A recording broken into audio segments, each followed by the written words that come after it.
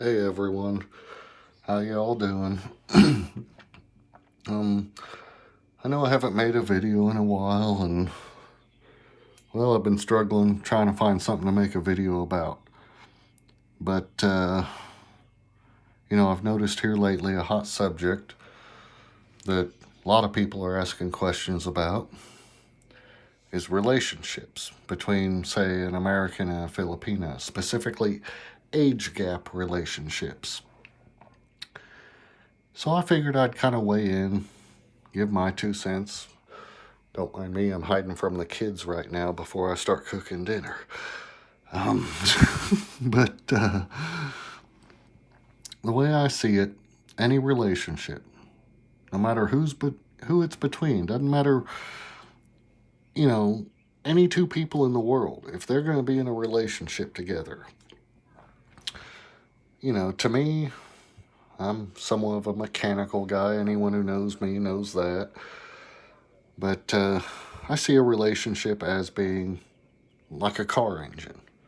Okay? If that engine's going to run, it needs three things: it needs air, it needs fuel, and it needs ignition. Well, I kind of see a relationship the same way, in the way that it needs three things: it needs trust, it needs love, and it needs both parties to have a similar state of mind. Not necessarily similar goals, but definitely a similar state of mind. And if you're missing even one of those three things, that engine won't run. It may last for a little while, but it's not going to run. It's not going to be a permanent thing. And, that's something you really, really need to consider when you're thinking about entering a relationship. Do you have all three of those things? Do you have trust? Do you have love? And do you have a similar state of mind? Because if you're missing just one of those three things, doesn't matter which one it is, it's probably better to just stay friends and move on. I've had similar situations in my life before. People I thought maybe I was attracted to, and it turns out, you know, we're really good friends. We're best buddies. But, it just, it could never go more than that because we had enough to be really good friends, but not enough to be anything more. Also, when it comes to the age gap thing, honestly, I don't believe age gap is really that important of a thing. I know, like in the Western countries, especially like here in the U.S., it's kind of looked down upon, you know, and in a lot of other places in the world it is too, but not so much if you go to a lot of Asian countries where, it's a different culture. A lot of these families, they'll try and get their daughters to marry an older guy just because they're trying to look after her. They're trying to protect her. And an older man is viewed to be, more stable financially, more able to offer guidance to her. So if the parents, God forbid something happens to them, they know their daughter is going to be protected. She's going to be provided for.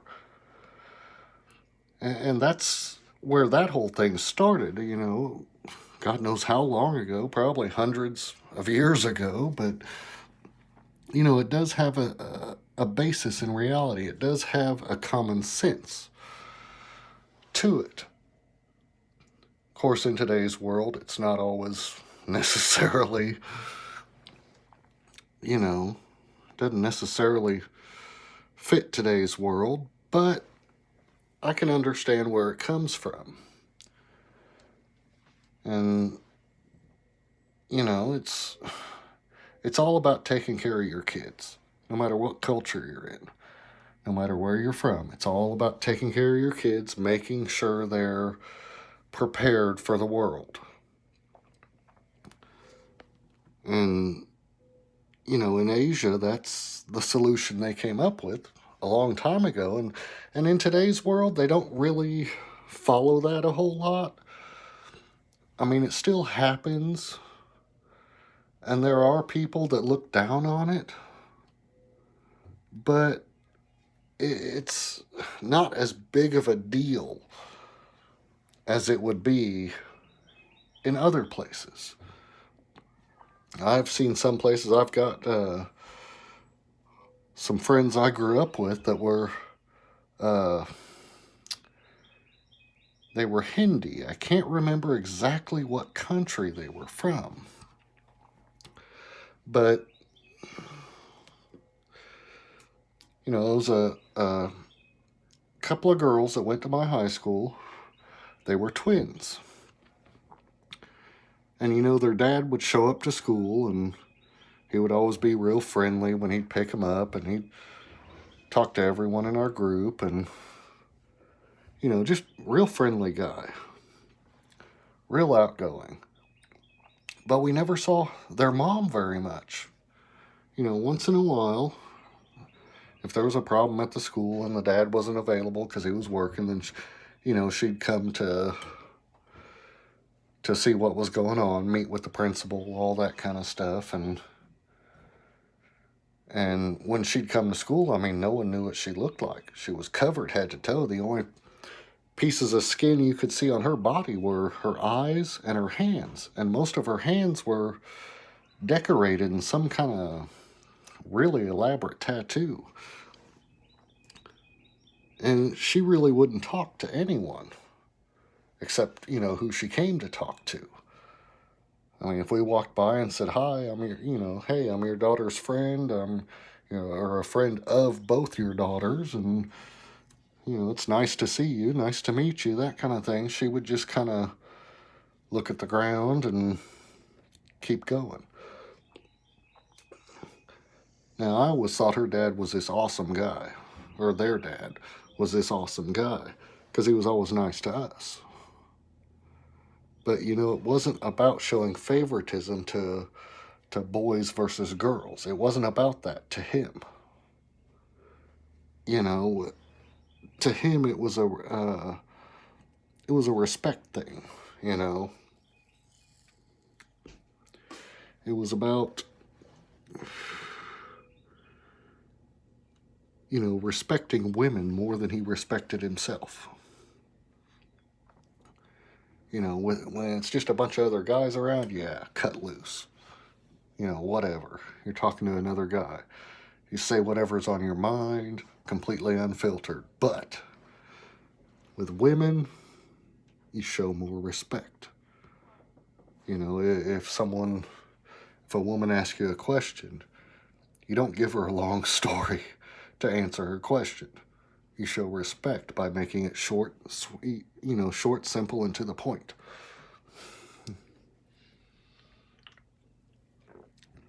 And I remember he kind of took a liking to me for a while because I understood that. A lot of people didn't. And, he was a strict dad, but he was very protective, very loving. His daughters, he knew they were twins. He knew they were good looking.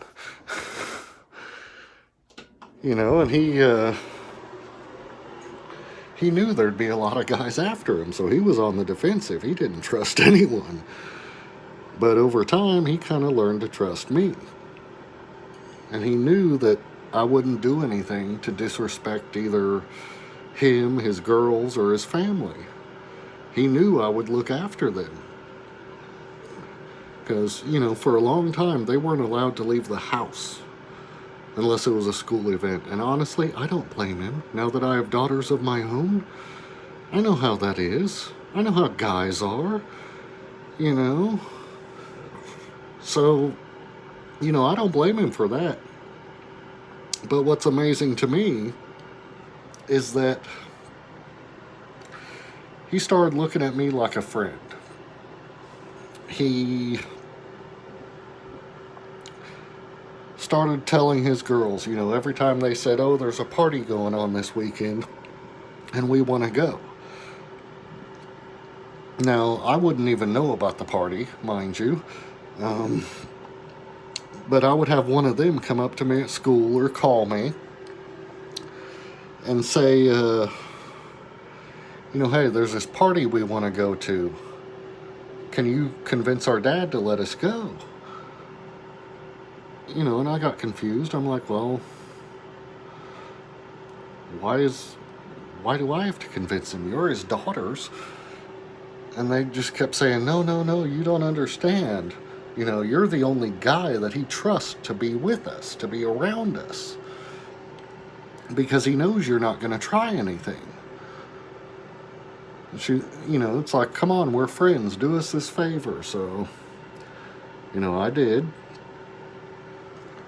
I'd go talk to their dad, and of course he'd lay down some ground rules. Okay, well, you don't go any farther than this from home. You don't stay out past this time, and that kind of stuff. And I'd agree to it. And I'll tell you, come hell or high water, I stuck to those rules. Not because I was afraid of him, but because that's what I promised to do. And I'm telling you, it was hard. There were some times they didn't want to leave the party when it was time to leave. And I'd have to pull the trump card, and just say, hey, look, either we go now or I'm calling your dad and he can come pick you up. They didn't like that, so they'd go with me. But it turned out to be this whole thing of just respect. And that's what I'm trying to get to here. The point is respect and just being on a similar wavelength. Me and their dad, we were on a similar wavelength. We both believed in respecting women. And we were good friends for quite a while. Till I graduated and, well, everyone kind of went on with their own lives. But, it doesn't matter if it's an intimate relationship or if it's a friendship. There has to be some kind of similar state of mind.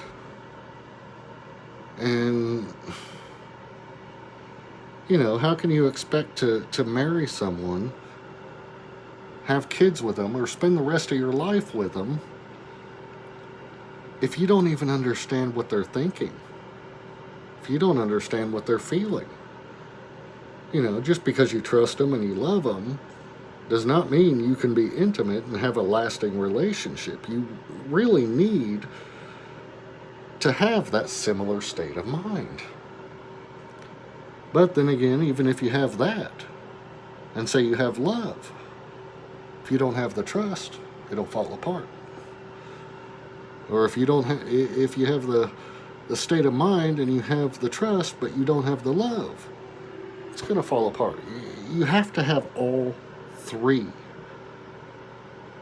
to have any kind of a relationship, whether it's a friendship or, an intimate relationship, or even just a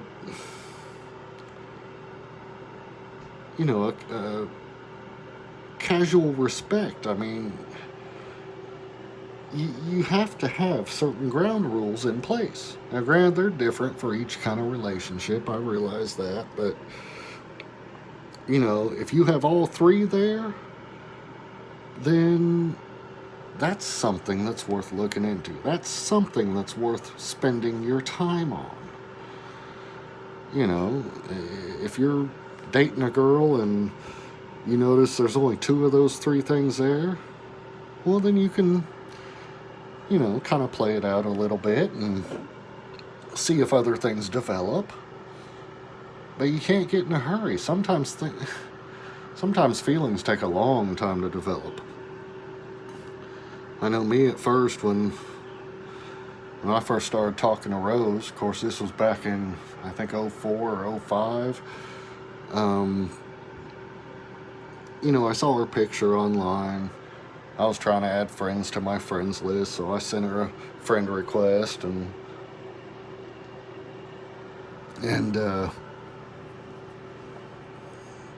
she of course accepted it. But every time I send her a message, she wouldn't say anything back. She'd never reply. So I sent her another message. No reply. So, eventually I just kind of figured, well, okay, well, she's doing the same thing I am, trying to grow her friends list. That's it. Not interested in talking. So I went out and pursued other avenues and had a few bad experiences over the next year or two. Got scammed once. Had some good friends save me from that. Thank you, Abby and Marisol. You saved my bacon on that one. But then, I don't know, that whole time, over a year, that whole time, for some reason, when I first saw her picture, Rose's picture online, it wasn't anything special. She was just, honestly, looked scared to be in front of the camera. She wasn't all dolled up like a lot of the other girls you see. She was just simple. And for some reason, that image just stuck in my mind. The whole time, I could not get it out of my mind. I don't know why. And, finally, I think it was after like a year and a half, 2 years, something like that, I decided, well, I'm going to try and contact her one more time. Just to say hi, just to see if she'll respond. So the third message I sent her, she finally responded. And then about, a month or so later, she just told me she was busy in that message and that she was working a lot and stuff like that. And then all of a sudden the social media platform we were on at the time, which is High Five, stopped working. No one could log in, couldn't get into your account, couldn't send messages, nothing. So I figured, well, that's over. But about a month or so after that, I get an email from her, and she says, I'm so glad I remembered your email because my High Five was deleted. And it's like, well, mine was too. And, we started talking, and then she said something about, well, I'm sorry to inform you, but I have a boyfriend. And I said, well, that's okay. There's no problem there. We're just friends, we'll be friends. And she agreed to it, and we were friends for a little over a year before we ever even talked about a relationship. But, we were best friends. We talked to each other every day. We told each other our problems. We helped each other figure out our problems. And if need be, we would step in to help the other one overcome the problems. So there was a real connection there, and it developed. At first, like I said, first impressions, I saw the picture, I thought, okay, nothing special, move on. But for some reason it stuck in my brain, and I stayed with it, and it grew into something special. All the signs were there. We had everything we needed to make it work. It was just hard for me to see it at the time. Anyway, long story short, eventually she broke up with her boyfriend. He kind of went a little psycho and was stalking her, stuff like that. Not good. But I helped her break away from him as a friend. And next thing you know, There's other things going on, you know. I mean, we started talking about a relationship, and, you know, the thing was, it's like, okay, well, we haven't even met each other in person. How can we possibly even begin to think about a relationship when all we know is, you know, what we type to each other, or a few minute conversation. Go to grandma's. You know, a few minutes conversation on the phone. It's not feasible. You know, I wasn't going to agree to that. And I know she didn't want to either, so, you know, it worked. And I told her, okay, well, I was planning a trip to the Philippines anyways to go see a good friend of mine who's pretty much like a little sister to me. Abby, you're awesome. But, and I don't know, something inside of me told me that there was something more important I needed to do there. So I talked to Abby about it, and she said, hey, no, it's cool. Hey, if you want to meet this girl, I'll give you the thumbs up, you know, everything like that. She was agreeing to help me with travel plans, whatever. Well, I worked it out with Rose instead, so I didn't have to bug her. But, you know, I got there at the airport. And, of course, all the way I had this little old Filipino lady that was with me on the plane the whole way. She was in a wheelchair, and she had to talk to me for an entire 16-hour flight. But by the time I got there, she knew more about me than I did. But she stayed with me all the way through immigration and customs and all that kind of stuff, and all the way up to baggage claim. I think that was in Terminal 1 back then. And, you know, we got there, and as soon as I got my baggage, Rose was supposed to meet me there, and I had told her, you know, my flight got in at like 11 o'clock at night. I told her before I left that I didn't want her coming by herself. Because, you know, an attractive young girl standing outside of an international airport in a major city in the middle of the night, it just didn't seem safe to me. So I had told her to bring someone with her, you know, friend, whatever. Just bring someone with her. Well, she brought her mom with her, of course. But, you know, the second I got my baggage, I just got this feeling. You know, I could feel her. I knew she was there, even though I didn't see her yet. That's one of the things that told me something is seriously serious here, you know? It's like I hadn't even met her in person before, and yet I could feel her. And it's hard to explain, but it's true. If you've ever experienced it, you'll know exactly what I'm saying.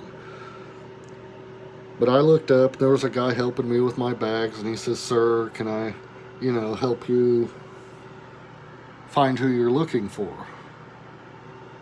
And I just looked up, and I looked out the doors. I said, no, she's right over there. You know? And he looks over there, and she was standing there with her back to the door. She was facing the street. Her and her mom were out there trying to flag down a taxi. And, you know, the guy looks at me kind of funny. He says, are you sure? You can't even see her face, you know? And I said, I don't know. I just know that's her. You know, and he says, okay, sir, I'll stay with you just in case, you know. And went out the door. I just walked up behind her and tapped her on the shoulder, and she turned around and saw me and just, like, went into shock. I mean, I have never seen someone with that complexion turn ghost white before, but she did. She went into shock and, practically fell into my arms because she didn't think I was really coming. And after I calmed her down a little bit, I said, well, I thought you were bringing someone with you. And she goes, oh, I brought my mom. And I said, well, where is she? She goes, oh, she's over there trying to flag down a taxi. And I looked over there, and her mom's practically in the middle of the street standing there like demanding that the taxi stop. Well, it wasn't even a taxi, I guess. No, it was a private van that they had hired to pick us up. And she was looking for that one van, and when she seen it, she ran out in the middle of the street and wouldn't let it pass. But at that moment, I mean, we get into the van. I'm sitting there in the back seat holding her hand, and of course her mom's arguing with the driver and telling him all kinds of stuff. I didn't understand what, but it's just like I knew at that moment. That's when I knew. Now, for some people, they don't know that soon. For some people, you got to investigate a little bit further. And you got to really test the waters. But for some reason, that moment in time, I knew. I don't know if it was destiny or any of that. I'm not sure if I believe in all that, but it happened. I experienced it. And honestly, it wasn't but, I'd already known her. She had told me things she'd never tell anyone else for over a year, almost two. And just meeting each other in person was just like confirming that, okay, this is the person that I've been talking to. And I don't know, it all just clicked somehow. Even our personalities. In person, a lot of people are different than they are in email or in a chat, anything like that. But honestly, her personality was better than I expected. Just being in the same room with her was fun. It made me happy. And I think we both just knew instinctively. And, oh God, I think it was maybe a week and a half later. Me and her had been talking the night before about, actually having a relationship and getting married. Considering the time we've already spent online as time served for a relationship and getting married. And she said the only way she would do that is if her parents approved. And they were already nervous about her dating an American guy. Because that was the general, I guess, stereotype of Americans over there, is that Americans, a lot of them beat their wives. Of course, it's not true. A lot of people don't, but there are a few bad ones that give us all a bad name. But I had to spend some time convincing them that I wasn't that way. And then when they finally approved, Rose says, well, you got to do this officially. And I told her, I said, well, the only way I know how to do that is the American way. And, we're standing in the living room. Her parents are right there not expecting anything. And I got down on one knee, took her by the hand, and just asked her to marry me. And you should have seen the look on her face. She was shocked. She wasn't expecting it either. And her parents her mom started crying. She was so happy. She already considered me a son-in-law. She had got to know me well enough. And she thought her daughter was never going to get married. Her only daughter. But, after that, it's like, we knew where our life was going. There was no question about it. I know A lot of people don't have that luxury, but for us, I don't know. I've had to work for everything in my whole life, except for that, and that just fit. As far as I'm concerned, it's a blessing from God. Now, I know she's had a similar background where she's had bad experiences and hard times growing up, and so maybe that's why we're in the similar frame of mind, because we grew up in similar ways. Different countries, different sides of the world, but still a similar way. Neither one of our families had money, you know. Both of us had to do without certain things at certain times because we couldn't afford it. Both of our parents were extremely strict. I mean, she wasn't even allowed to think about boys until after college. Of course, me in high school, girls was the only thing I could think about, but that's pretty normal for a guy. But, it can work. It can work as long as you have all those three conditions. And I'm happy I got to share my experience with everyone. And I don't know if this turns out to be popular. Maybe I'll just start a regular, like a story time video or something, where I'll just sit down like I used to with the little one and just tell a story about me or about my life. Maybe answer a few questions, I'm just in this YouTube thing for fun right now, so I guess I can do whatever I want. I don't have to worry about being monetized. Anyways, I think I've made this long enough. I'll see you guys later, and I hope you enjoyed the video.